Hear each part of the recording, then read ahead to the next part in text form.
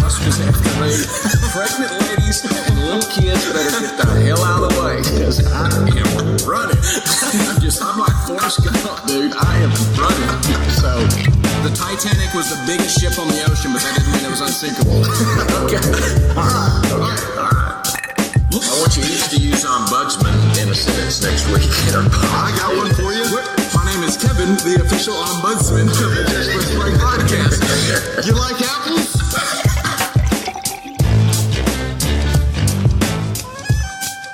Welcome into another edition of the JPP Pod. We are a man down this week, but we're missing LJ this week, Pops. But I think it'll be all right because we're going to do some NBA talk. And, you know, LJ loves getting into the weeds of 2019 free agency and where Kevin Durant's going to go. And man, he's going to miss this.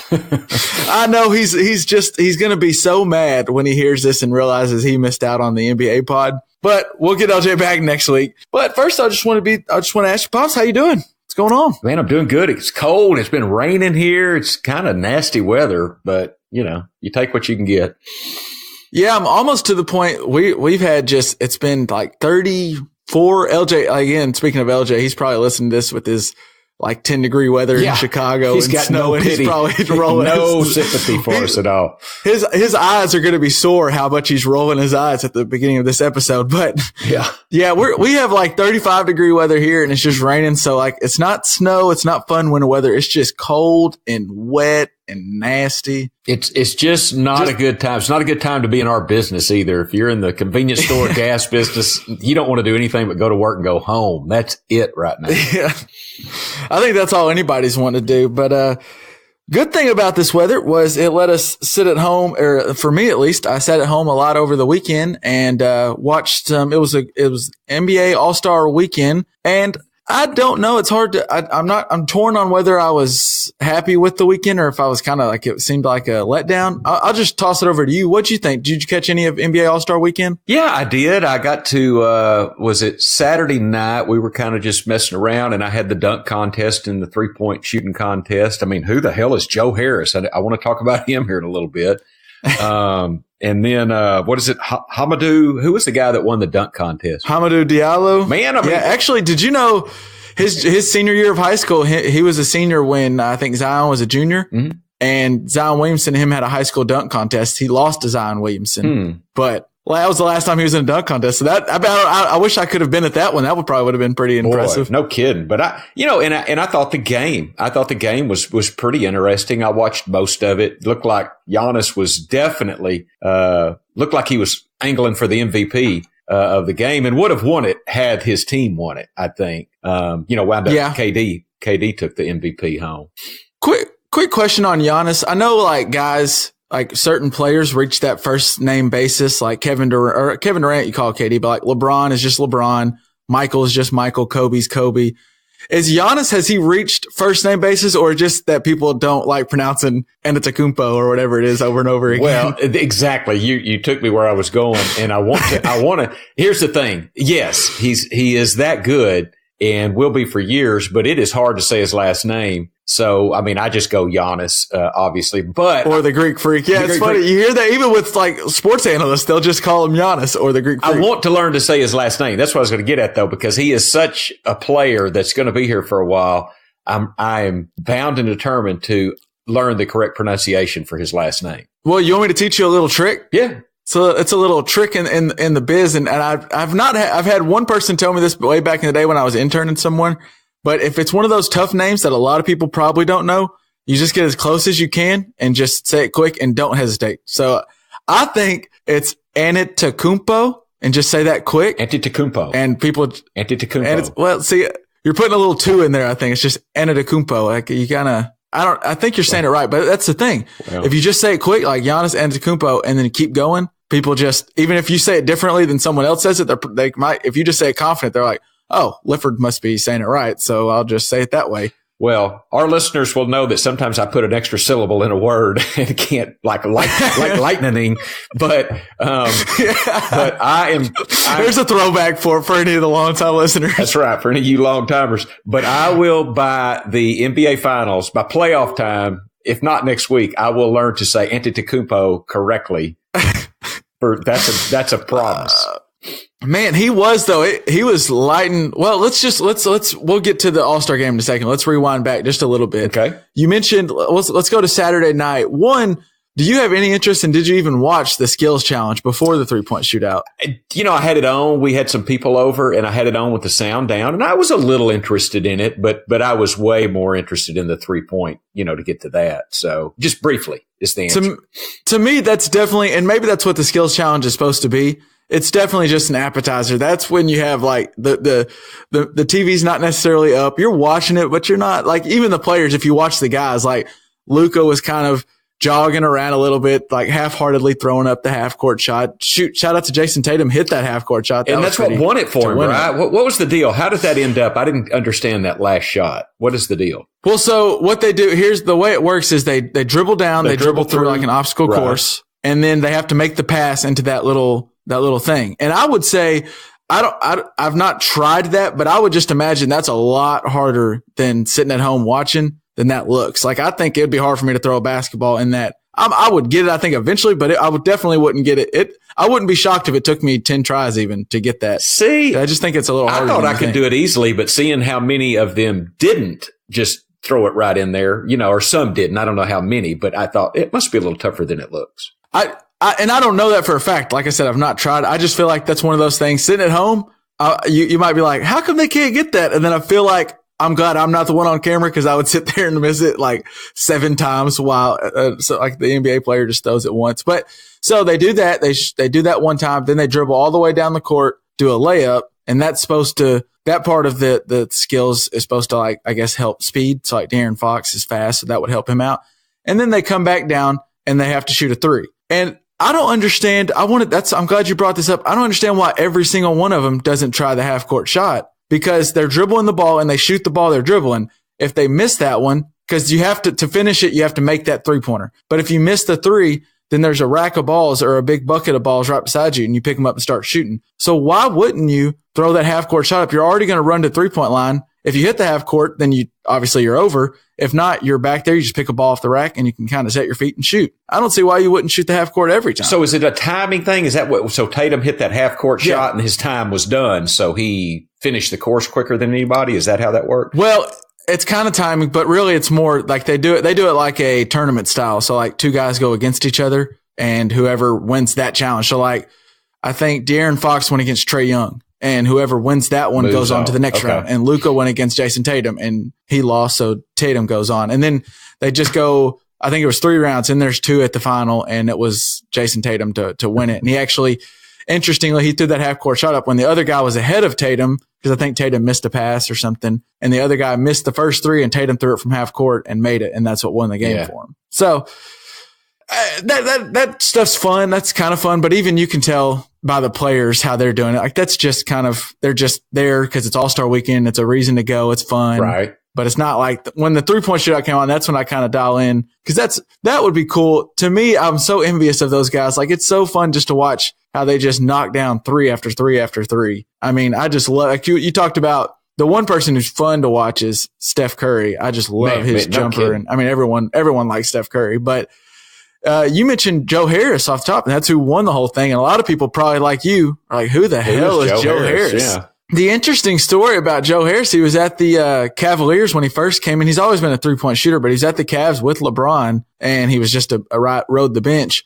But he got hurt. I forget what it was. He had a bad injury, had to get surgery, maybe an ankle or something. And while he was hurt, they traded him to the Orlando Magic. It was during the trade deadline when the Magic were doing, or the Cavs were doing all those trades. If you remember, they basically reshuffled the whole roster at the deadline. Right. And he was one of those guys. He went to the Magic, and a lot of times how trades work, especially for some of those bad teams, when they do a trade, it's just to try to get an asset like a pick or something, and then they buy out the guy or release the guy right after they get him. And that's what the Magic did. They released Joe Harris. And if you're Joe Harris, you were already a bench guy, then you get released while you're hurt. I mean, for all he knew, he might not get back to the league. He went from playing with LeBron James to now he's a free agent and he's coming off a major surgery. We'll see if he gets back. And cool story. He went to Brooklyn and he's been lighting up, hitting threes, and I think he is like 2nd or 3rd in 3-point percentage. And Brooklyn's just a fun story. They've been playing great all year. And then he goes to 3-point shootout. And I would say his stroke we talk about just a pure stroke. He looked good. I mean, that thing just looked fluent. See, I didn't get to see him, beautiful. Kev. I was really paying attention for Curry and Dirk. I really wanted Dirk to show out, of course. And did you see Dirk airballed one? I didn't. I didn't get to see all of his series. I don't even think he made the finals, did he? Or no, he didn't. So I didn't get to see him much. And like I say, I was distracted. But I always thought that a guy like Dirk or Joe Harris, a bigger guy that can more set shot it, would have an advantage over a Steph who has to shoot, jump a little bit to make it. Yeah. And Joe Harris did, obviously. He beat Steph. But and that's why I think like Joe Harris is so good as opposed to, and Steph's good too, but like you said, Steph does a lot of, or Harden. If you think about Harden, he's a great 3-point shooter, but a lot of his are step backs and creating space where he jumps a little higher. And Joe Harris barely jumps. If you watch him, he like almost looks like he barely leaves the ground. It's the same little shot, quick every time. Yeah. And I don't think they use as much energy. I think you'd be shocked. I've never done it, but if you shoot 30 balls in a row, or is it 25 balls in a row, just shot after shot after shot after shot after shot, that does get, that would get tiring just jumping over. I mean, and I do think Joe Harris barely jumping, that does conserve a little energy. Plus it's the same thing. And I've only done it one time, and it's like when I'm in a gym by myself and there was a ball rack, I put the rack of balls beside me just to, like, when I was younger, try to emulate, be like, oh, this is me at a 3-point shootout type of thing. It's a little hard. Like, you have to, like, for what they're doing, they're picking up the ball, shooting it, and they're not watching the ball at all. As soon as they shoot it, they're looking down at the rack and shooting again. Like, they're never, so even when they miss it, like, usually if you miss a three, you kind of see how you missed it, where it hit like, if it hit the back of the rim a little strong, to take a little off or whatever. They're barely looking at what that ball's doing once it hits. So it's just quick shooting. I was going to ask you, what would you rather? Would you rather be able to just knock down 3 after 3 like a Steph Curry can, where it's just, he can sit there and go to open gym and probably knock down 33s in a row easy? Or would you rather be able to dunk like Dennis Smith Jr. can or Hamidou Diallo? Man, that's a tough question. Because off first thought, you just think, I want to jam because as to, I wouldn't say tall white guys here. We haven't had a lot of dunking on 10 feet goals in our time. I don't want to say what you did back in the day. No, I only dunked at Bates Gym on about a 9-foot goal, but dunk I did on that 9-foot goal. But now, probably because of my age and perspective, I'd rather have that 3-point shot. Because if I had a killer 3-point shot, I'd still be going up to the boys club playing, because it just get lift the ball. Somebody better get on the old man. It'd be like old Hubbard. Remember old Hubbard would sit out there on the 3-point line. He was 70 years old and still could play. So. Well, that's what I was about to say. I mean, anybody who's done some pickup ball, you'll find that one older guy. He might be 40 plus 50 and he might not move around a lot, but by God, you better find him on 3-point line. Everybody wants to have him on his team because he's dangerous. Now, if you're real athletic, like I've seen guys go to the NBA, like there's James White and David Noel. I'm rattling off these random names, but they're guys who just dunk really good. They don't last in the NBA but Joe Harris, if you're 40% from 3, you're going to last. You're going to stick around for 5 years or so because you need more than just athleticism to be really good in the game. Athleticism and I think is the first to go. I mean, that's just that's a thing with youth, and your athleticism is the first to go. So if you have just a sweet stroke, you can keep that till you're 70 in old Hubbard's case, I mean, you really can. Yeah. That being said, I have heard like Vince Carter or other people talk about dunks, and they'll talk about they jumped and then they realized that like they've thought about what they thought while they're in the air. And just the fact that these guys can think about what dunk they're going to do while they're in the air just blows my mind. I can't fathom that because there's not much time for me to think while I'm in the air. By the time I've thought, my feet's already come back to the ground. Gravity's already taken a hold. It's very fast. I don't need to sign up with the FAA or anything. It's really quick. Yeah. So, all right, speaking of dunk, let's talk about a little on the dunk contest. And I'll just go to you. What you've watched some of you remember the good days when, Jordan was in there, Neek was in there, and even Vince Carter go back to like early 2000. What do you think about the dunk contest nowadays or in this past one? What stuck out to me out of this one, and you've been seeing it for years, is the props. They're putting a lot more props in it. Yeah. We're used to it was just a rock the cradle behind the back dunk or throw it off the backboard and dunk or a lot of good stuff like this. I mean, now they're jumping over Shaq or was it J. Cole or an airplane, for God's sake, whatever.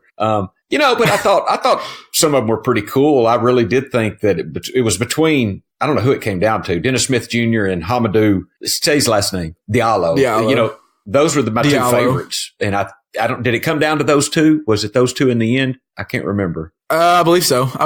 Because John Collins didn't make it because he hit the plane when he jumped over, and Miles Bridges didn't make a dunk one of the times, so he didn't make it to the next round. I enjoyed the dunk contest for what it is. I don't think it's as, I maybe because of the nostalgia of the good old days, I liked it with Jordan and Neek, and Vince Carter was amazing the year, he took it. So it's Spud Webb, for God's sake, Spud Webb that time. Yeah.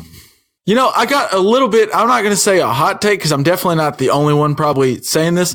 The dunk contest is actually, I would say it's better now than it was then. It's just the names are different. The dunks you're actually seeing, I think, are better, but we're seeing Hamidou Diallo do it when we were seeing Vince Carter do it and Michael Jordan and Dominique Wilkes. I mean, we were seeing the legends. Like if LeBron did that same dunk, that Dennis Smith Jr. where he jumped over J. Cole, I bet that'd still be on loop right now on Sports Center as the top play. It's just, we don't even know who this Diallo, like I'm a big follower of NBA and I barely knew much. I didn't know anything about Diallo's game really. Because I didn't know he existed on the planet until the dunk contest, so. I mean, I remember him. I knew he was at OKC and he's done a couple, but like the only time I've seen him is when he's been cutting and Westbrook hit him with a pass and he dunked, but it wasn't like anything crazy. I didn't realize he had that in his bag, like jumping over Shaq, which I was impressed with, the jumping over Shaq and then sticking the hand in the ring. That was pretty cool. Pulling his shirt apart to the Superman. I mean, it was not completely uncool. It was all right. Yeah. And I think, Jordan and them the thing is now Jordan at one point, he jumped from the free throw line and dunked. Like that was a crazy dunk. That was a 50. That was crazy. If someone last on Saturday, if Dennis Smith Jr. would have jumped from the free throw line and dunked, we'd kind of been like, oh, that was okay. Yeah, we've seen it before. Like, they've done it all. Like, it's not as cool anymore. Like, you almost have to like do a 720 or something insane to do something different. So that's why it's all about props now. And I thought they go sometimes a little too far with it. Like the airplane, I was like, you're trying a little hard. I thought it was interesting. It was neat, like the Wright brothers replica, but it's just where they go now. Was it Blake Griffin that jumped over a Kia, which was kind of cool because he was a spokesperson for Kia, and Kia was like the car of the NBA or something like that. That was pretty cool. So the props are cool. I still, you know what, Kevin, I'm still excited a little bit to see the dunk contest. So yeah, it always lets me down. I think I always build it up a little more, and it's always like the dunk contest is just, it's okay. It's good, but it's never great. They'll show like Vince Carter's dunk. I keep mentioning that one. They'll show that contest with him and McGrady and Steve Francis. And you always get nostalgic and you think, oh, here we go, dunk contest. And it's just, there's not a whole lot they can do that we haven't already seen. There's only so many ways you can dunk the ball. That's it. I was going to also throw out there, have you ever thought about, I would be super hesitant to be like J. Cole to go like one, I guess sitting down is a little different. I assume Dennis Smith Jr. can jump over you, but what if or even if you're Dennis Smith Jr., what if he accidentally like an errant foot just kicked J. Cole right in the face? I mean, what if you I just would worry a little bit that I might get like they called Shaq up and then D Wade up for that one. I just always wonder when they're a little bit taller, like what if they screw up just a little and all of a sudden you might be right. And you saw Shaq kind of back up whenever Diallo, started. Yeah. But all that said, if I'm in that stadium and Diallo or something says, hey, man, would you come sit in this chair and throw the ball up while I jump over you? I'd be like, I'm getting up. You bet. Hold on, I'm coming. So I'd do it for sure. All right. And then on to the next night, we got the All-Star game itself. And you said, I thought this year it was a little bit, I don't know, not a letdown because I enjoyed it. But last year you saw with the drafting and stuff, there was a little bit more trash talk. And I thought they played a little harder last year. It seemed like for the first 3 quarters, they went back to there was like no defense whatsoever. And I, with that being said, I still enjoyed it. What did you think about the All-Star game? No, I did. I enjoyed it. And I haven't seen the last few All-Star games. It's kind of weird. And we'll talk about maybe the better, the best All-Star games to see. I like the NBA All-Star weekend, but for some reason I seem to be busy and miss a lot of it. So I enjoyed it last night. Like the deal where Steph Curry bounced the pass to, was it Antetokounmpo? Yeah, to Giannis. There you go. How about that? And I mean, it was kind of cool. I didn't know if the ball was going to get down quick enough for Giannis to grab it, but it did. Right. He was in the air with that long ass arm, just waiting on the ball to come down. But see, I love that. I mean, I want him to just go out there and have fun and just show out, and so I enjoyed it very much personally. Well, that's the thing. Even when they're not it's one thing when a football player, when they don't really hit and there's no tackling really and no blocking, like that kind of diminishes the game. Part of football is the gladiatorness, and that's been diminishing a little bit nowadays with CT and stuff. But part of football is the gladiator mentality and the hitting and the physicality. And basketball, even when you take that physicality out, you still get to see amazing feats of athleticism, whether it be that, like you said, that Giannis alley-oop from Steph Curry, or the long three-pointers where it swishes in. Like even the nostalgic moments where we saw Dirk. I mean, for me personally, seeing Dirk hit those 3 threes in the first quarter, that was great. Awesome. I loved every second of it. Dirk, I mean, couldn't you see he kind of had that shit-eating grin on his face? I mean, he was pretty proud of himself, and I was too. I was happy for him. Very happy for him. I thought Adam Silver, and actually, he said he saw it from I guess he actually checks this. Adam Silver made the decision, the commissioner of the NBA made the decision to bring in specialty picks, and he put in D Wade and Dirk, who rightfully so weren't voted in and they're not having an all-star year. They're on the very tail end of their careers. Clearly, if you watch, sometimes watching Dirk run up the court hurts my knees a little bit. Yes, me too. Even in the All-Star game, I thought, oh my God, it's tough to watch him run. So him and D-Wade probably shouldn't have been in, but the fact that he put him in, that was a really cool moment. It was a little send-off. And then Dirk and D-Wade's them talking about just soaking it all up. And it was interesting. Someone asked Silver why he chose to do it. And he said that he actually noted, he gave credit to an email from a fan. Apparently there's a spot on NBA.com where you can email the commissioner. And I'm sure he doesn't actually read them, but someone reads them, or they pay some intern or something. But the fact that actually gets read, that's pretty cool. And shout out to whatever fan threw that out there. Well, I think it was a great idea too. I mean, like you said, surely it's obvious they're not having all-star years, but I'm telling you, Dirk is in the top 5, stretch 4 or 5s, whatever you want to call him, of all time. And Dwayne Wade is in the top 4 or 5 two guards of all time. Oh yeah, definitely. Yeah, I'd say so. I mean, maybe Dirk might be a little stretch because the game's going that way now. So you're seeing more people come in with some of Dirk's type of skills, but D Wade is top 5 at the 2 spot for all time. Yeah. I mean, you rattle off like Jordan Jordan Kobe, and then I think then it comes up to conversation. You can argue D Wade's 3 even. Absolutely, there's some names, but top 5, yeah.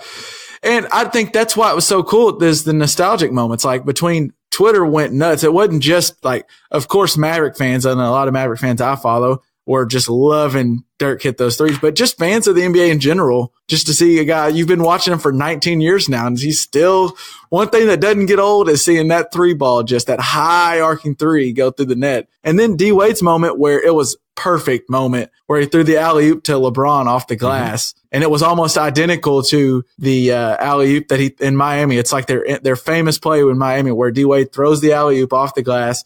And then even, I don't know if he knows the camera's there, but he looks over to the crowd and shrugs as he's looking at the camera. And it's there's a still picture, maybe the best NBA picture of all time. D Wade shrugging while LeBron is catching the ball with one hand before he dunks it in the background. It is awesome. And it was cool. I saw someone, and it went around on Twitter. Someone juxtaposed the 2 images together, and it was the original one and the last one. And it was funny. It was the first one, D Wade didn't look back because he knew this would happen many times. And the second one on All-Star Weekend, there's a picture, and D Wade is clearly looking back at LeBron. And it wasn't to make sure LeBron's going to catch it, because he knows the freak that LeBron is. Right. He's going to catch it. It was almost like he was taking a mental screenshot. This is it. This is the last time I'm going to get to see this image. It was just a cool moment. It was very cool. And I saw him interview, LeBron and D Wade a little bit early on, and just D Wade knowing this is his last year, and he and Dirk both have been model citizens. I mean, good guys. I don't remember. Great. D Wade, great for Miami. Dirk, great for Dallas. I don't remember any really thing negative about them. They've held their, they've just been very honorable, had a lot of integrity, played the game absolutely to the best of their ability for a number of years. I think they're 2 ambassadors, icons of the game. Speaking of Dirk's threes, did you see, and it's interesting, there's a video floating around on Twitter, and if you caught it Sunday night, after one of D Wade's, I think it was his third three, like both benches were just loving it. They were cracking up. Like people came off the bench to high five Dirk, and LeBron even ran off the bench to come high five Dirk. And it looks as if Dirk looks at LeBron and then looks away and walks off, makes no effort to high five LeBron. And LeBron like kind of walks back to the bench.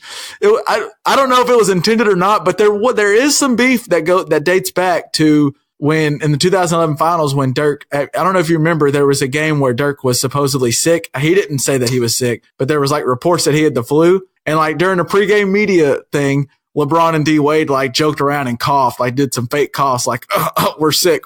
We're sick for the game. And there's a little bit of animosity between Dirk and that team. Well, now he got over with D Wade, right? It looks like he and D Wade got over the thing. Well, him and D Wade did a jersey swap, right? Actually, just recently, like a week ago. But I heard Dirk talk about this. I think it was on the Zach Lowe podcast. It was on a recent podcast somewhere, but Dirk was talking about it. And Dirk and D Wade definitely had some animosity towards each other. Uh-huh. And most of it, I think it stemmed from 2006, where Dirk was upset at losing to D Wade. And then that moment where D Wade faked the cough or whatever. But I think Dirk kind of got over it. One, because he does realize him and this jersey swap is, like you said, that's two iconic players. It's a moment for NBA fans. But I think that kind of shows Dirk's been like, he doesn't hold it doesn't seem like a guy that would hold grudges, but I do think there's a little bit in there where Dirk's like, yeah, MFR, I beat you in 2011. You remember that? Well, good for Dirk. I mean, you know what? He's going to have to stand up and fight, because I don't think Dirk could outrun me right now. Poor fella. On the All-Star game, I was going to mention, one, it just cracked me up. Kevin Durant wins All-Star MVP, really came up big down the stretch, hitting a bunch of threes, but still, even like he just can't get out of, I think it's another reason why Durant's going to leave the Warriors probably, because he still can't get out of Steph Curry's shadow. We're still talking about Steph Curry's alley-oop to Giannis and Steph Curry's 4-point play, and KD won F an MVP. He just can't get out of Curry's shadow. Here's the thing. You can't worry about being in Steph Curry's shadow a little bit. I mean, Steph Curry he's just a great guy. He's fun. He's fun to be around. Come on. If that bothers you, that's your problem. We're talking about the same guy that made burner Twitter accounts so he could reply back to random fans on Twitter. Well, he obviously shouldn't worry about a lot of things that he does. Yes, that's a good point. Good point. I just thought that was interesting. And then the other thing I thought was interesting, I think Kawhi Leonard is a great player. He is not made his game is just not made for the All-Star game. Like LeBron can make all these flashy dunks. Curry can do like the dribble moves and the threes. Kyrie's crazy finishes. Westbrook even has some flashiness. Kawhi is just, at one point he drove in and did like a hard layup. And like even the players looked around him like, what are you doing? This isn't an NBA game. This is the All-Star game. You're supposed to be showing, like Kawhi just doesn't have anything fancy about his game, which makes him great and makes him a good player. He's very fundamentally sound, but just there's nothing like flashy about what Kawhi does. He's just going to get you 20, 8 rebounds, 8 assists, lock up defense. It just cracked me up. I'll take that though. Because yeah, I want him on my team, no doubt. Right. I know what you're saying. I just thought that was good. I like All-Star Weekend. I thought the All-Star game was good. I'll go on a limb and I'll see if you agree. I think NBA All-Star game is the best All-Star game of all sports and all-Star weekends of all sports. What do you think? What's I completely agree with you. I will. I'll watch MLB a little bit if it's on, very little bit, and I'm not the biggest baseball fan. The Pro Bowl, if I just have nothing else to do, I'll watch the Pro Bowl just to kind of see the guys acting up, cutting up. And obviously I mentioned earlier that I've missed several NBA All-Star weekends, but I mean, with the 3-point thing, the dunk contest, the up-and-comers game that I think Doncic played in. Yeah. And then finally the All-Star game. I think it is the best All-Star weekend because you can see the guys, except for Kawhi Leonard, who, as you mentioned, but, kind of just showing off their skills and everybody's just kind of having a good time. They do buckle down a little bit in the fourth quarter and try to win. And I was going to ask you, is that there is a money thing, right? The winning team gets a little more than there's an incentive. I think there's like a $1 million incentive or something. Adam Silver upped the incentive to the winners get paid more than they used to. Well, it'd have to be a big paycheck though to get those guys' attention. An extra 100,000 even. Yeah. Some of those guys might would try for that. But shoot, that doesn't mean anything to Curry, LeBron, KD. Well, that's what I think they talked about during you mentioned the Rising Stars Challenge, and Kyle Kuzma won MVP in that game.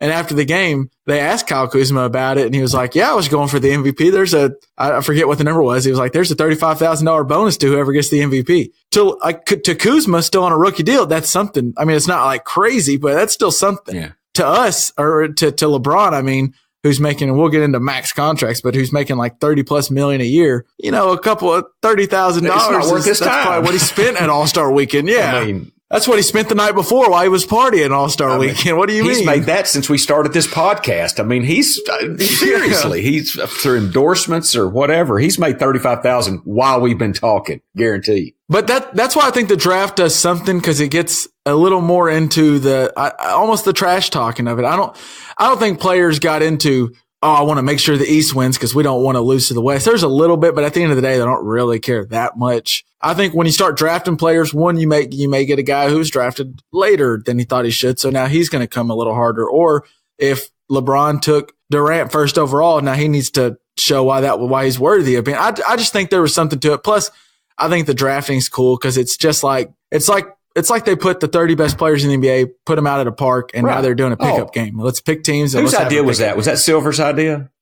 Silver, it came to fruition when Silver became commissioner, but I don't know if it was necessarily his idea. I love it though. It's just another reason why Silver's the best commissioner in sports. He's open to these things. Have you heard some people talking about they're trying to get him to go to the NFL? I think there's some serious talk about that, but he's not doing it, right?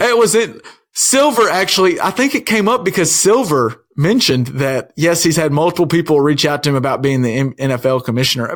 And maybe someone kind of picked and prodded and tried to get it out of him. I don't know.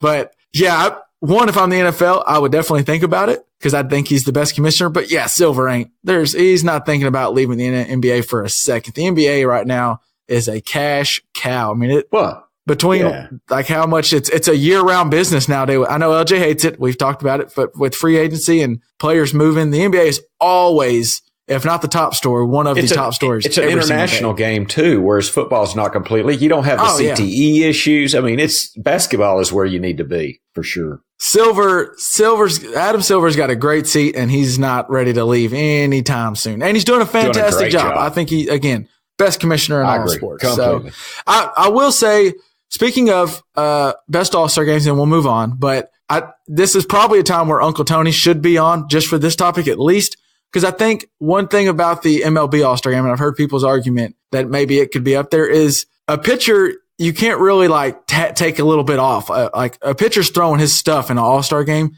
If you take a little bit off, all of a sudden now that 95 mile an hour or 100 mile an hour fastballs, 93, that thing's getting jacked and you're looking terrible. So those pitchers are still throwing the best stuff they got. And the batters are still they don't want to get embarrassed. I do think you can't really take off an MLB All-Star game. They're probably still playing hard because they don't want to get embarrassed. So I do think the level of play throughout the whole game is probably the best in MLB. But I think part of that comes to we're a little skewed because I just don't watch baseball the same way I watch basketball. And I never played baseball the same way I played basketball. Right. So I'm going to show a little bias towards basketball either way, but also, and we've lamented on this, but just the sheer athleticism you get to see in the NBA All-Star game is fun. You don't get to see that Giannis dunk very many places. So that's fun to watch. Absolutely. I'm glad I got to see the weekend. Now on to just the NBA in general. The one thing about they've done is they've made this week a long week of no basketball, which I think is great for the players. They get a full week off and get a big rest, but it leads us to a week of not much basketball to consume. But this is kind of the time come Thursday. This is when people really start. If you haven't been following the NBA, football's now over. You got into the All-Star weekend a little bit. Now it's time to dig in. So I'm going to ask you, as a guy who maybe didn't spend as much time watching the first bit of the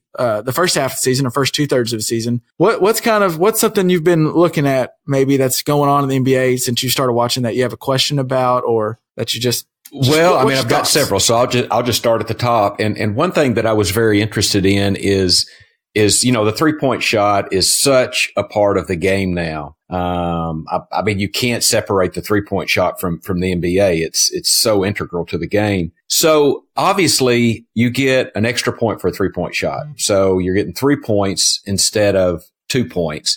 So a 3-point shooter can shoot a lesser percentage and still be equal to a guy that's shooting mainly 2 points. So, and obviously it's 33 and a third. If you're shooting 33% from 3-point, then you're equal to a guy that's shooting 50% from 2-point range. But and you see some people with 27%. I think Giannis, they said, was a 28% 3-point shooter, somewhere in that range. What is it where you just totally have the green light? And the reason I thought about that is because I don't think you just say at 33% because, and again, we talked about this once, I think, here a while back. On a 3-point shot, if you miss, the rebound typically is going to be a long rebound. So if you have some bigs underneath, or if the other team is really good at transition, you don't want to miss many 3-pointers because they get a long rebound. They get in transition very quickly. So do you have thoughts as to what is, because I think Steve Kerr, we said at one time, was the best 3-point shooting percentage guy of all time at 44%. So if you're approaching 40, it's obviously worthwhile. Is there a number that you've seen that most guys have to hit to be thought of as 3-point shooters? Well, I don't know. I'm sure the analytics guys, and that's where you're dead on the game. And anybody who's been watching knows, the 3-point shot is so much more prevalent. It's a huge part of the game now. And it's because guys like Daryl Morey at the Rockets went full analytic and just said the 3-pointer's better than the 2. We're only going to shoot layups and threes because that mid-range game that Michael, Kobe, and Dirk, made a living on. They're saying I'd rather James Harden go 38% and shoot 12 threes than go 50% from those mid-range shots, and maybe on nights where he misses more. So you're right on that. And I don't know if an exact number or a roundabout way of saying when is a guy, because like there's guys like even Draymond Green for the Warriors where teams like that's the best way to defend the Warriors is you hope Draymond Green shoots threes. That's what you're hoping for. But also like and we might get into him a little bit, but like Nikola Jokic, he shoots 30% from 3-pointer right now. Is that the guy at Denver? Yes, that's the big man at Denver. And then there's that's a great passer. Yeah, okay. And compare him maybe Marc Gasol too. I'll say Marc Gasol. That's a center who shoots just over 30% from 3. Now that's not, like we said, that's not that 33%. That makes it equal to 50% from 2. But what that does is the fact that he can shoot and he has the green light to shoot. Now that if I'm Joel Embiid and I'm guarding Marc Gasol, I have to go out and defend him on the 3-point line because he has the green light. He will take it. He might only hit 30% of them, but he will take it and he'll hit some. So now you're dragging that big man out. And I think that's where and a guy like Horford does the same thing is they just, even if they're not quite, that 35, 38, 40%, the fact that they have the green light and they will hit 3 out of every 10, your big man has to go out there and can't log in the paint. And that leaves so it opens the court up. It opens the lane so people can drive. So now you can either hit your threes or you can backdoor and get a layup. And I don't even want, I think I've heard someone maybe talk about this when we talked about NBA, but it's all about that spacing. Spacing. As the great Dr. Liff would say, it's all about the spacing. And that's what those, even if they're not quite 33% or whatever, they are opening up space. And that's what the Bucks, and let's get into some about the Bucks. You mentioned, Giannis Antetokounmpo, and they're actually, a lot of people may not realize this because I think the Warriors are the favorite to win the championship again. I would almost go as far as say they're a lock. If you gave me a bet, say Warriors versus the field, I'm taking the Warriors. I'm still taking them. Me too. That being said, the best record in the NBA actually belongs to the Milwaukee Bucks. Yeah. Yeah.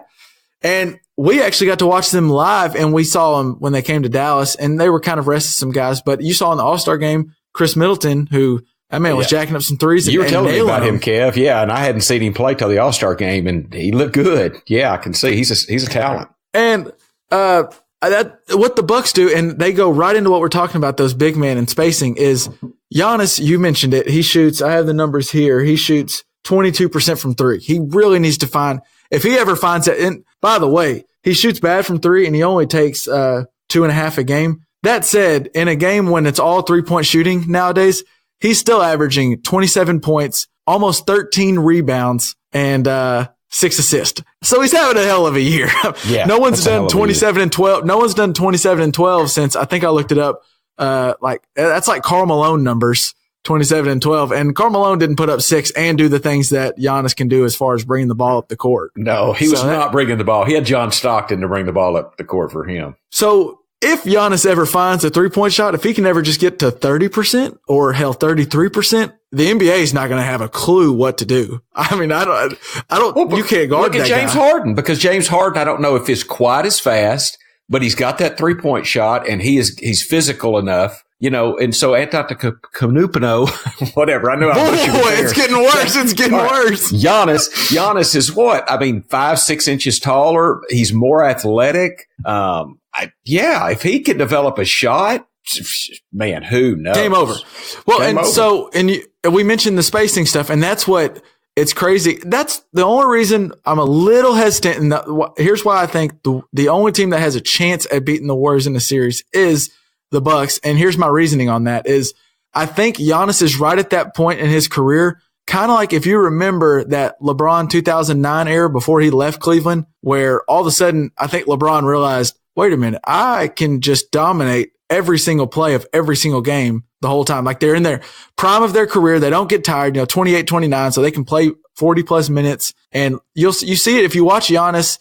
If you put a guy a little smaller, he almost will go a little Shaq on him. Like we watched that Mavericks game. That was when Barnes was still there. Barnes isn't a small guy, and he just backed him down and put him under the goal and dunked on him, almost Shaq-like. And then if you put someone too big on him, he's going by you. And then they have the group around him. They're not crazy stars. They don't have a nearly the big three that say the Heat had but they're shooters, that the right? Warriors have. They're shooters and they spread around, which is perfect for Giannis.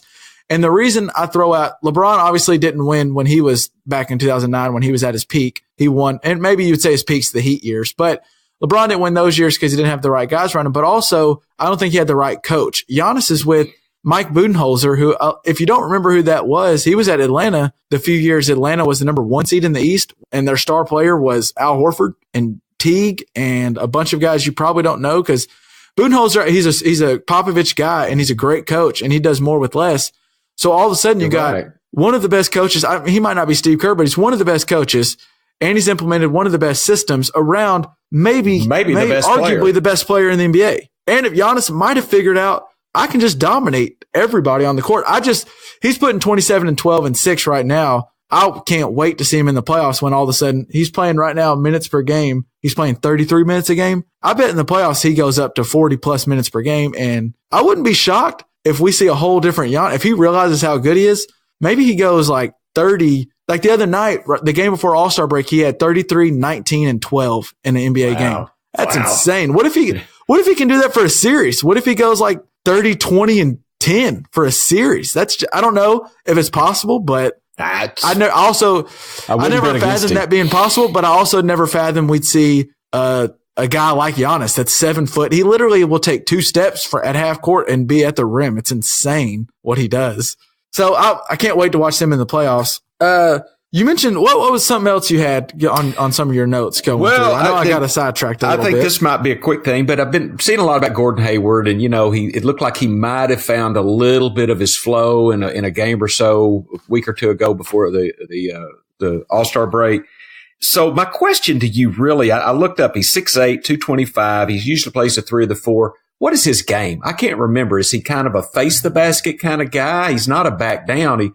He's more of a 3, isn't he? What is Gordon Hayward's game? So what is he trying to get back is my question. I would put him as like a 2 or 3. He's a even very a 2 possibly. At Utah, which they had a really good system.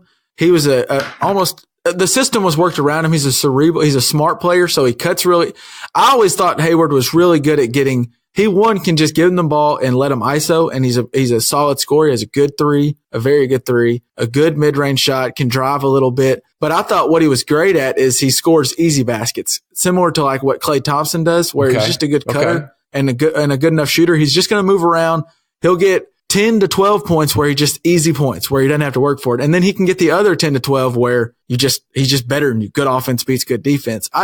He's a very good player. I think we're kind of forgetting how good he was because it's been so long. It's been a while since a year and a half Utah. now, obviously, year plus. So yeah. And that's one thing that intrigues me about the Celtics going forward is if Gordon Hayward can get back to what he was. I mean, he carried Utah. He was Utah's best player. Guy. He was the guy. And Utah, I mean, they lost to the Warriors in the second round, but they won a couple of games. They lost like 4-2 a couple of years back. I mean, they weren't they weren't just total pushovers, and it was with Gordon Hayward as the star. Yeah, Mitchell wasn't there yet, right? Mitchell was a rookie last year. No, yeah. Mitchell's after. Right. So I think if Hayward can get back to what he was, all of a sudden that means you're adding Hayward to a team that won. They made the Eastern Conference Finals last year without Kyrie and Hayward. Kyrie is Kyrie. He's back to being himself. Right. If you add Hayward into that mix, Tatum's really good. Horford's great. They're bringing Jaylen Brown and Rozier and all those guys off the bench.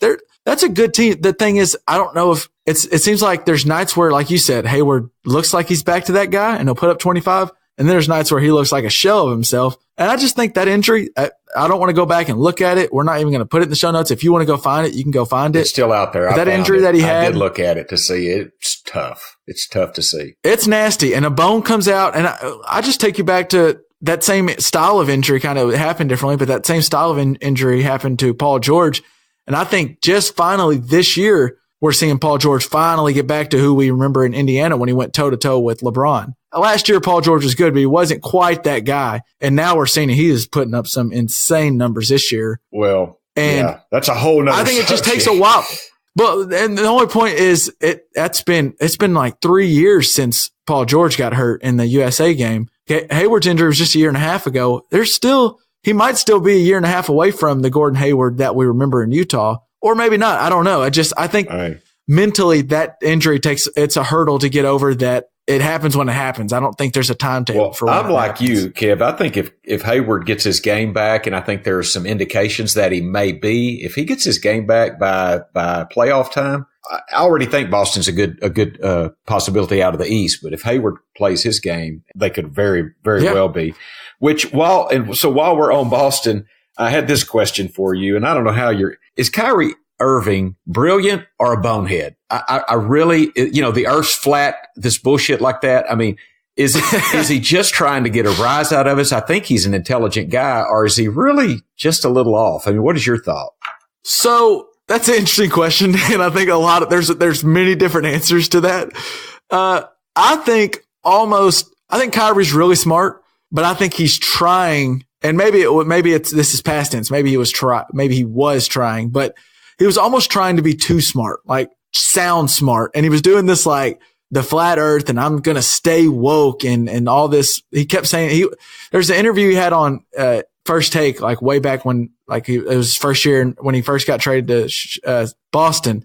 And he was like, I'm staying woke. And then he did this flat earth and he's like, I'm not listening to what they tell me. And don't get me wrong, Conspiracy Kevin can make a comeback and I'm all about having some fun conspiracies, but he was doing this thing where he was just trying to sound smarter than you, almost in a condescending way. And I think he's kind of got off that a little bit. But then there's these weird stories about this offseason. Did you hear about, he has some like Indian heritage and he went up to like Utah or Wyoming? Yeah, he went with, who's LeBron's guy that the Brian Windhorst. Windhorst went with him. When his mom, I did read this, his mom was half Sioux Indian, but she died when he was 4. So he has definitely got Sioux Indian heritage. Right. And go ahead, but he did go with Windhorst. And he grew up in like Brooklyn area in New York and all that. So, but he went with Windhorst and like did this like big tour and like stayed there on the, I guess, I don't know if you call it campgrounds, but on Indian grounds and saw that those Sioux Indians and then like shook all their hands. And apparently it was a really cool thing. And Windhorst talked about it and wrote about it. And it's a really cool article if you can go find it. But that gets me to think, I think Kyrie's this really, really interesting guy. And I do think he's really smart. I think at one point he was trying to be too smart and trying to sound too woke and all this stuff. And I think he's a really interesting guy and really smart. And he's kind of got off this flat earth thing, which I think is a good thing. But I'm leaning the same way. And maybe this is exactly what he's trying to do, but he intrigues me because he is one hell of a basketball player. You know, it's been a while since, I guess it was with Cleveland when I was watching him so much, how he finishes. He gets the ball in the hole. For a guy 6'1" or 6'2" to finish the way he does around the rim, it is incredible because he's not like LeBron dunking on you. As good as anybody I've ever seen. He can finish and get that ball in the hole. So great player. You know what I think kind of happened a little bit about, I think Kyrie's maturation came early, like with LeBron coming back to Cleveland when Kyrie was just like 21. Mm-hmm. And then if you remember that one of the best series I can remember watching is that series where Cleveland came back from the 3-1 deficit against the Warriors. And if you remember now, Kyrie gets a lot of credit. LeBron and Kyrie were both in those final 3 games amazing. Mm-hmm. And LeBron was putting up stupid numbers, but Kyrie's the guy a lot of times towards the end of games hitting those big threes. And there's one in particular in game 7 where he hit pretty much the dagger 3. I can see it in my mind right now. Yeah. Yeah. I was about to say most NBA fans are watching that 3. They can replay it in their head. It was a beautiful shot. And I think almost at that point, Kyrie, as an NBA player and leader and what he thought of himself as, he wanted to grow up and be like LeBron. He saw what LeBron was about the greatest player and all this. He's really smart and ahead of his time as far as player empowerment. And I think Kyrie was like, I'm that same way. And he was only 22 years old and he forced his way to Cleveland. And that's why I think it's interesting. You hear some of the quotes now, like he forced his way to Cleveland and then did the whole flat earth thing and the whole stay woke. And then now you hear him this year. He talked about he called LeBron and apologized to him and he's trying to be a better leader and even possibly teaming back up with LeBron. Who knows? I think maybe he realized I kind of got a little loosey-goosey there for a couple of years and I should have I wonder if he regrets leaving LeBron at any point. Like you left the best player in the NBA. I don't know. He's got a pretty good gig at Boston. I mean, the talent Boston has there, you got to like that. And I think if you get an opportunity to go play basketball at Boston, you probably got to check it out. That's a great basketball city. Can we touch on this too real quick? And it would happen a little. This came back up over All-Star break. It's going to come back up over the whole course of the season. But this whole thing that Anthony Davis came out recently and said that he'd never said Boston was not on his list. That was something his dad said. And he didn't like implicate his dad or say anything bad about his dad. He just said someone asked about it and he was like, I never said that. Anthony Davis never said Boston's not on the list. But then he went out and said all 29 teams are on the list. He really I thought he sounded goofy. And whoever's working with him on how to handle the media probably should work with him a little harder because he sounded like he wasn't quite ready.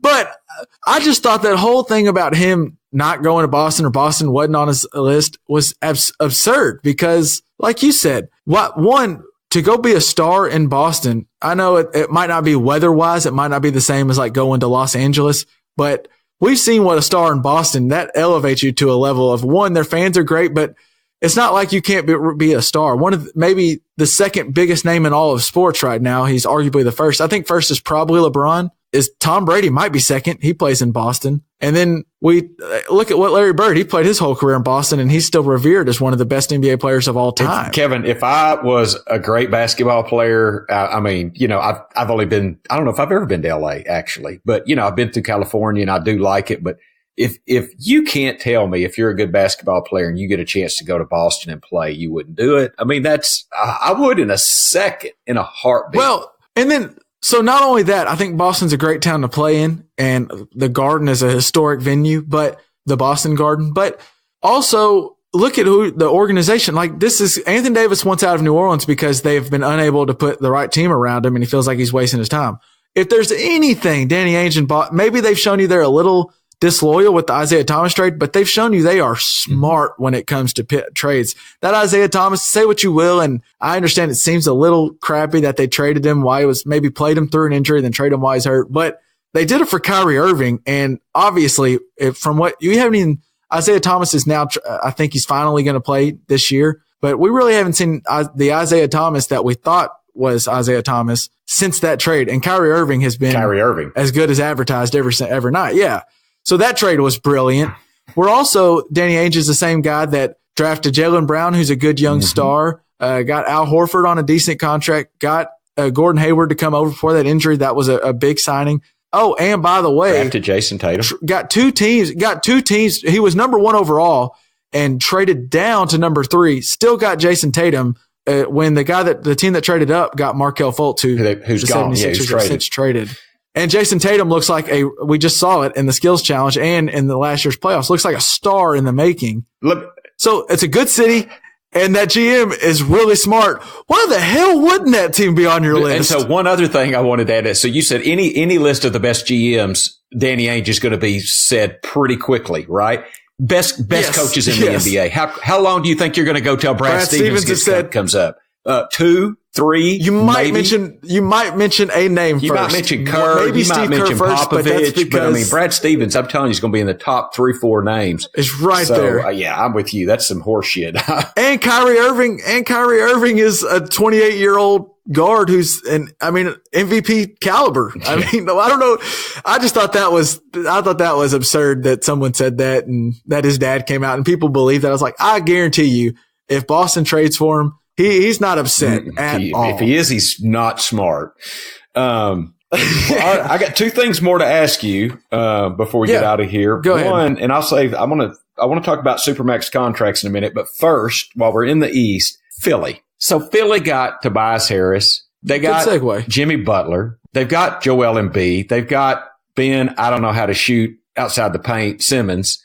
They got JJ Redick. I mean, they've got a hell of. Is there enough basketballs? Is there enough shots to go around for all those guys? Or are they angling to a trade? I mean, they got too much talent right now on the team, but it's not the right mix. So I think they're jockeying to make a move in the offseason, probably. I wonder what your thoughts were on that. Well, that's interesting. I think so. If you rewind back to the beginning of this season, you had Ben Simmons and Joel Embiid, and even go back to the offseason and last year. I think it was clear dating back to last year, Ben Simmons and Joel Embiid are definitely two cornerstones. You can build a franchise around those two guys.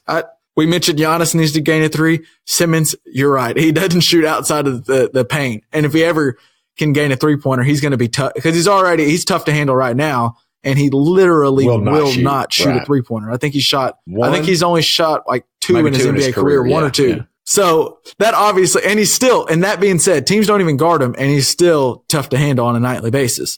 So those two guys you can build around. And then they wanted to sign, they had cap space because Ben Simmons is still on that rookie deal. And this offseason, they wanted to go sign a star to play with those two guys. And they tried to get a meeting with Paul George and LeBron James. Those were the two big free agents. And Philly's a good sports town, you would think. They have two good young stars. They thought, yeah, why wouldn't a guy want to come team up with these guys? LeBron technically, I guess, set up a meeting with him, but it was Rich Paul got a meeting with the 76ers. LeBron didn't even show up. I don't think LeBron ever thought about the Sixers. And then Paul George never even met with the 76ers. Now, Paul George never even met with the Lakers either. He stayed at OKC. But I think that was kind of the 76ers way of realizing, okay, we need to get some guys around these stars now, because if we've learned anything with the new NBA is if you have a young star and don't get a team around them quick, they will leave, i.e. Anthony Davis or LeBron, or just name the next star that's going to demand a trade. Yeah. So I think they realize guys aren't signing here for whatever reason. So we need to go trade for a guy to at least get him in here, kind of like OKC did with Paul George. And then once he gets in here and we have time to kind of recruit him in building and he gets to play with Ben Simmons and realizes how fun maybe Ben Simmons is to play with or Embiid is as a teammate, they'll come. So they traded for Jimmy Butler. I thought was a good trade. I think he's a good player. Then at offseason, like you said, they trade for Tobias Harris. And now all of a sudden you got four guys who kind of need the ball in their hand to score. I mean, the only thing Butler and Harris make sense to me because they can shoot and they can create off the ball. But Simmons, he pretty much, if you put him in the corner, he's just a wasted space. He won't shoot. Because he won't shoot it, like we mentioned. And I think that team could be really good. One thing that's really intriguing about that team, and you mentioned this, with that starting lineup, I went and looked up all their heights. Ben Simmons plays point guard for him. Ben Simmons is 6'10". JJ Redick plays the 2. He's 6'4", a great 3-point shooter. Not a little bit of a liability. He's definitely a liability on defense, but what he does for your offense on defense, what he does for your offense with his shooting and the spacing is big time. And then you have Butler and Tobias Harris, who are both 6'8", can switch the small forward and power forward. And we talked about this last playoffs, and a wing that can switch and play that style of defense is today's game, especially with small ball. And then if they want to go big, they got a guy, Joel Embiid might be the best center in the game. And arguably, I mean, if he stays healthy, he's arguably up there for, like we talk about Giannis and James Harden. There's nights where I watch Joel Embiid and think he's unstoppable. I mean, he is Shaq with a 3-point shot and a handle. And so that team does scare me. I think they could be really good, but at the same time, that's also, they're going to be, I think that the reason I don't think they'll end up working out is they basically need Tobias Harris to be a stretch forward that shoots, maybe every now and then creates, but a lot of times he's just shooting threes, which he can shoot. I think he's like 39 or 40% from 3. So he can do that just fine. but they need Butler to almost be that glue guy and be their Marcus Smart, Draymond Green. Probably Draymond Green's a better comparison, but a guy who will guard the best player on the floor and get 8 rebounds, hustle. But that means you're asking a guy who we've already seen thinks he's an alpha dog. I go back to his Minnesota days where he completely Butler? Yeah. Go back to where he turned that whole locker room against him. And he clearly thinks he's an alpha dog. Oh, and by the way, he's on the final year of his contract and he's wanting to cash in. He's wanting to get a max deal, which means he wants to play big and put up numbers. Means he wants shots and numbers, yes. So you're telling me if they can convince him that, hey, just be that guy, be that glue guy, we'll win a championship and we'll max you out this offseason. Sure, but that's a lot you're asking. Glue guy. I'm not seeing it. I'm not seeing that happening. You're asking the same guy that completely threw 2 stars in Minnesota or 2 young rising stars under the bus in Minnesota to get his way out of there. Now you want him to come be your glue guy of the locker room? I just don't see it. Not happening. So I don't know. I think the trade for Tobias Harris was basically they're hedging their bets if and when Jimmy Butler leaves this offseason. They at least still have a third star or a third viable player to put around Simmons and Embiid. That's what I think happened. Now, that said, we mentioned it, that starting lineup. Now, if you're the fourth quarter, 4 minutes left, they roll out that 5 against any 5, I think is tough if they play good. I mean, that's at every position, they have someone very, very good and as good as anyone they'll play. Now, their bench is pretty bad. There's not a whole lot on their bench. Well, there can't be much, but I'm like you. I think you made a very good point. Probably for a quarter, that lineup I'd put them up against anybody. For a game or a playoff series, they're going to implode. Something's going to happen. I just can't see them keeping it together for a playoff series. Those 5 guys. And that's the thing, like we talked about. Jimmy Butler really needs to be that Draymond Green. What Draymond Green is for the Warriors is he's a guy, he's probably only going to take 7 or 8 shots, score 10 points, 10 rebounds, 5 or 6 assists, a couple blocks. But he already knows if I do this, if I play this style of basketball, not only can we win a championship, we might be able to sweep the whole, like they went, 20-1 last year in the playoffs. They only lost 1 playoff game, all playoffs. And it was, I think in the they lost a couple games to the Rockets. I got that wrong. But Draymond Green knows if he's that glue guy, they can win championships and multiple championships. You're asking Butler to be that guy without even the promise of a championship. He doesn't even know if he can win a championship this way. It's tough to do. It's just tough to do. And that locker room clearly isn't the same as the Warriors. For his career, Kevin, I was looking. So Jimmy Butler is career average 15 shots a game. Tobias Harris, 15.1 shots per game. Ben Simmons only 11.8, but he doesn't shoot much. Joel Embiid, 18.6. Redick, 13.7. I mean, that's 74 shots a game. I think the average shots put up per game is around 90. So there's just not that many shots left over. Well, and part of that is Tobias Harris played on the Clippers where there was no one around him. He probably took more shots than he should have. So probably I think he could fit into that offense fine. I just think it's Jimmy Butler. Where does Jimmy Butler fit in that offense? Does Jimmy Butler want to – it really comes down to, does Jimmy Butler see the image the team has, or does he see the image that Jimmy Butler has, and that's money signs? Hey, Jimmy Butler lean towards will be playing for another team next year. You heard it here first. That's my thought. So we'll see what the Sixers do. What's something else before we get out of here? Last thing. Tell me a little bit about the max, and I don't know how long this is, the max and the supermax. And I read somewhere, like to be a supermax, you have to make the last 3 all-star teams or be defensive player of the year or MVP of the league. And you can allocate 30 some odd % of your salary to them. So how is that different? Give me some of that. And what is the difference between that and a max contract? So the supermax was made in order to try to keep guys. It was kind of to keep guys to stay with their team, like where Kevin Durant left the Warriors or left the Thunder. You basically, when you draft a guy, when a team, like whoever gets Zion Williamson, you almost always you basically have that player for at least 8 years because you have them for their first 4 years. And then you're the first team that can offer them that max contract after their rookie deal's up. Now, if a guy, we talked about this, we won't get too deep into it with Porzingis may take after their rookie deal's up, they can take a restricted free agency where they can sign a qualifying offer of $5 million, or they can go out and try to shop for the max. But the team that drafted them can match. They have the rights to him and restricted free agents. They can match any offer. So, okay. And most guys after that rookie deal, they're ready to make that big money. I mean, you're telling a guy that has never made 10 million plus to turn down 20 plus million dollars to come back for 5 and maybe get hurt, So usually in all intents and purposes, if you go back to history, you draft a guy, you get him for 8 years. But after that 8 years, now before any team could offer you the max contract. So there wasn't much of a reason to stay at there wasn't reason to stay at the Thunder over go to the Warriors because they were offering similar numbers. Same money. That's why they introduced this supermax deal. And the supermax deal is the only players that qualified are a player that has played at least 7 years in the NBA with the same team, unless they were traded like James Harden was. Then they didn't they didn't move on purpose. They were just traded and they still qualify. And then they also, in addition to that, they must be named to one of the following, either an All-NBA first, second, or third team the season prior to free agency, or they could have been named Defensive Player of the Year the season prior to free agency, which is what Draymond Green's probably going for this year in Golden State. And then, or they could have been named NBA MVP in one of the prior 3 seasons. And that, go ahead. Well, yeah, my question is, so Draymond Green's kind of trying for that, but the Supermax is 35%, I believe, of the salary cap. So I guess KD's probably, I don't know what, he's on a 1-year deal now, I think, right? Yeah. But so you got a Supermax with Curry. You're going to tell me you're going to have a Supermax maybe with Draymond Green? There's 70% of your payroll's gone. So now what about Clay? I mean, you could.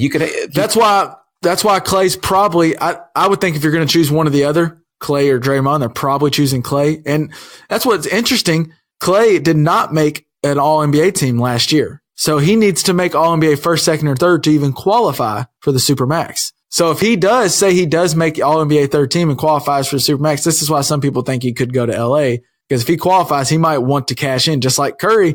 Curry got his money. He got the Supermax deal. Durant's been signing for a little bit less to play with the Warriors, but Curry took his money. I bet Klay Thompson, I think he's a great teammate and a good locker room guy, but at the end of the day, he's probably like, all right, I was here. I helped build this Warriors dynasty. And it's time for me to get mine. And he did, rightfully so. If he says that, he's right. So I think he would want his money. And then as another part of the Supermax is they also, with bird rights, what could maybe keep them to stay with that current team is on top of the Supermax, there's a bird rights that allows the team that if you stay with the team you're at, they can offer you an annual 8% increase each year on your salary. So that would say James Harden stay here at Houston instead of go somewhere else, because not only, which I think, and this is where we get a little bit confused, I think once you qualify for the Supermax, anybody can offer you the Supermax. I don't know if it has to be that same team or not. That part confuses me. Okay. I'd have to, because I thought it was to keep the guy with the team he's with. So I think Durant can sign a Supermax with Golden State, but he can't sign a Supermax if he leaves to go to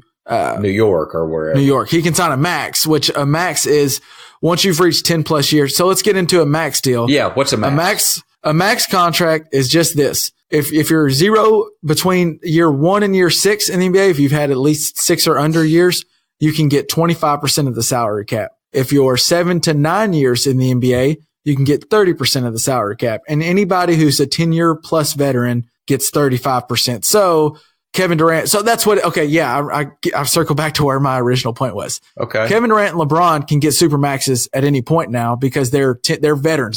They've been in the NBA a long time. 10-year veterans. Okay. But where the reason the Supermax is keeping James Harden, say, is because usually you're in year 8 after that first max contract goes off. So now he can only, if he leaves teams, he can only get 30%. I say only. He can only get 30% of a team's salary cap, which is this past year would have been, I have that written down 90 somewhere. million, wasn't it? Or 96? James Harden, if he leaves after year 8, he can get 30% of the salary cap. But if he stays with his team, that same team, that like the Rockets could offer him the Supermax, which is 35% of the salary cap. And 5 percentage points might not sound, and the 8% annual raise.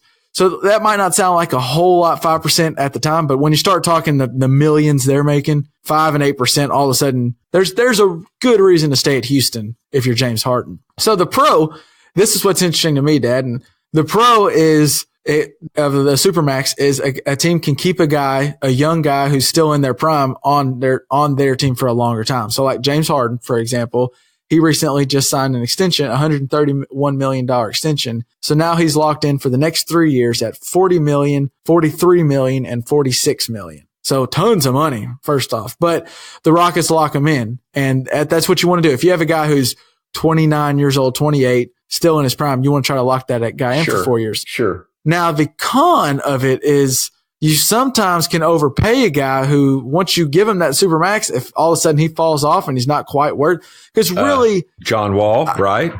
And yeah, exactly. We'll get into it. I would say on the supermax, they need to make more stipulations to it. I don't think it needs to be just an all NBA team, first, second, or third, because that gets teams in trouble. Because really, there's only probably 5 guys in the NBA that should really be able to take that much salary cap up. I mean, John Wall should not be getting paid the same thing James Harden should, or LeBron, or Giannis, or Steph, any of these guys, just name them off. And so now let's get into what happened with John Wall. He became a free agent last year. The Wizards could offer him the supermax deal, which he's only been in the league for, I think, 8 years. So no other team could offer him that supermax deal. And so the Wizards, they couldn't lose one of their stars for nothing. So they offered him the supermax deal, which gave him, now locked in for the next 3 years, similar to Harden, $40, $43, and $46 million. And then that $46 million is only if he decides to exercise his player option, which is his choice. I'm going to go ahead, kind of like you broke the news about Jimmy Butler leaving Philly. Yeah. I'm going to say John Wall is going to take that player option for $46 million. And we talked about this, I think, off the air, but NBA contracts are guaranteed. So he is guaranteed that money. So, and Washington's stuck. They're just stuck with him, right? I mean, because if you're a guy like Harden or John Wall has now, he had a little bit of, he was already having a little bit of down year. It looked like he may have gained a little bit of weight. And then he tore his Achilles. He got hurt and was going to miss the rest of the season. And then randomly, a couple of weeks ago, he tore his Achilles supposedly at home. Yeah. I have a hard time believing that. First off, just throwing this out, conspiracy Kevin here. I'm not near, this guy is making hundreds of millions of dollars because of his athleticism. And you're saying he tore his Achilles at home, where I don't get paid quite that much for my athleticism.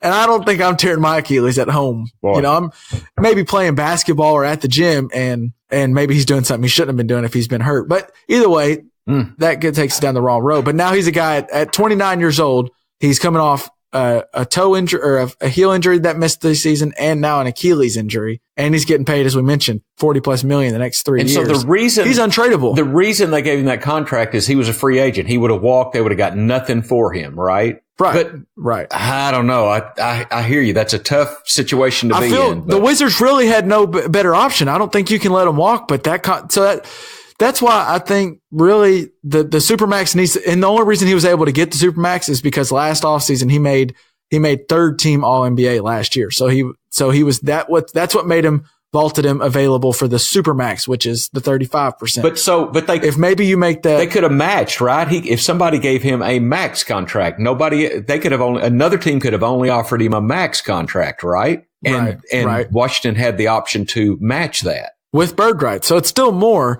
But once he became eligible for the Supermax, he wanted the Supermax. He's a guy who wants his money. You want a lot of shit, but you can't just get it. I mean, I'm thinking Washington kind of blew that, though. I mean, I understand he wanted it. Maybe. I understand they wanted to keep him. I understand he probably showed a little more promise 2 years ago or whenever this happened than he's showing right now. But I think you let him try the market out and you match the offer with the 8% raise. I don't know. I think that's what I would have done. Interesting on John Wall's thing. We talked about he gets that $46 million as a player option, which I don't know why a team would even give a player option for that. But also he got I don't know how he got this into the contract. He has a trade kicker in the contract to where if the Wizards can somehow find a team that's willing to take on that contract, he also then gets a 15% increase annual salary for each year remaining on his deal. So I don't know how that worked. That just is another reason. One, you're trading for a guy getting $43 million, and then you're going to have to add 15% on top of that if you trade for him. 15% of $40 million is a lot of money. Rich Paul has been getting a lot of crap for the way that he's handled the Anthony Davis thing. Rich Paul took care of his boy John Wall. We'll just leave that there because he took care of his boy Jay Wall. So there's a reason why a lot of guys are going over to Clutch Sports. It's not just because it's LeBron's friend. I think he is a good agent. He's getting his guys paid. Wow, so no doubt. Okay, well that helps. The last thing I want to. So you had me when you sent me some of this before. We talked a little before recording about just CBA stuff and max contracts. And by the way, anyone who's still listening to us that listen to some CBA, this got a little nerdy. And if you're not a big NBA guy, it's probably been boring for you. Appreciate you sticking around for anybody that has. But a CBA nugget that I found that was really interesting was the NBA recently changed. They used to have a rule called the over 36 rule. And previously, when this rule was intact, players couldn't sign a 5-year contract that extended past their age 36 season. That's why it's called the over 36 rule. And this rule was designed to keep bad management and dumb owners from extending a guy that's going to you don't want to, it wouldn't let you extend a guy who's going to go way past his prime. So into 37, 38, 39, because you don't want to have a guy like maybe John Wall where he's completely irrelevant, but still paying him $40 million. So they made this over 36 rule. They recently changed it to the over 38 rule, which is the same rule. They just made it age 38.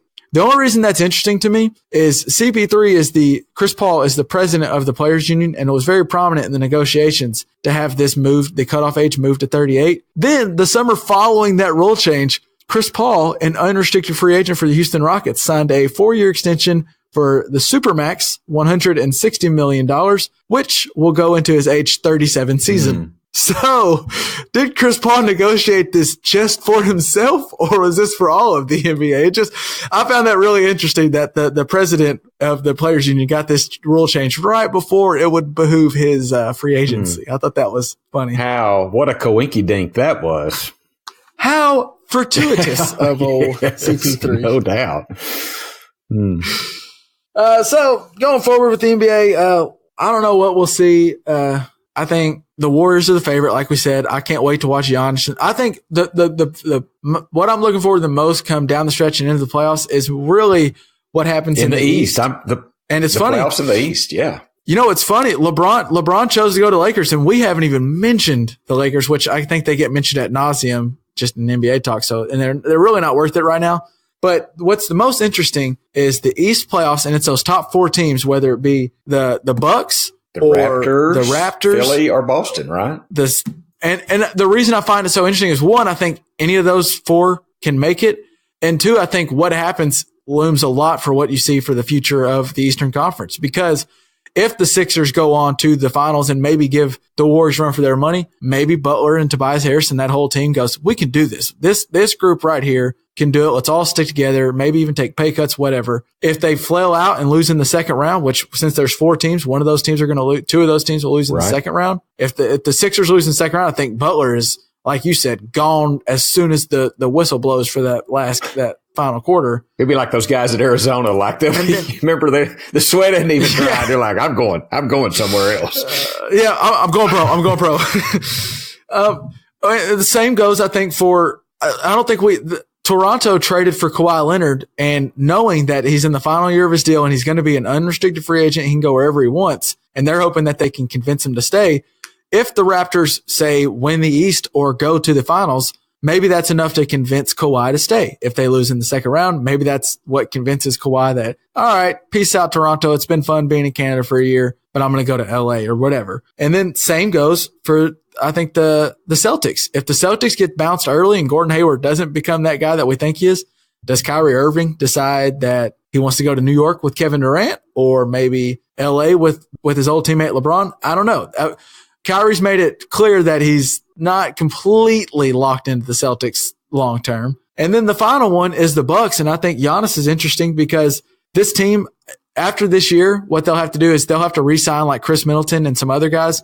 And to do that, they're going to have to go in the luxury tax, which means you're asking a small market team in Milwaukee to pay up some luxury tax fees that teams like the Lakers and the Warriors and these bigger markets and the Knicks would be willing to do because they just make more money year to year. And it maybe if the Bucks decide that they're not willing to go to luxury tax, and maybe I think if they go to the finals and they give the Warriors a run for the money, the ownership goes, yeah, we're willing to pay that money because this team's good enough. But if they were to lose in the second round, maybe they decide it's not worth going to the luxury tax. And I think that would be enough for Giannis to go, y'all aren't enough. I mean, this ain't even star guys and you can't keep these guys around. That means you'll never keep the guys around me. And that might be why because he's a free agent in 2 years. And I just think what happens this year in the Eastern playoffs is basically going to set the future for what happens. I think there's going to be a domino effect that goes forward because 2 of these teams are going to get bounced in the second round and only one of these teams can make it to the finals. And we say all of that to say whichever team makes it to the finals gets beat by the Warriors in 5 games at the most. Yeah, so probably so. Well, we'll see what happens. Yeah. The fun's going to be the East.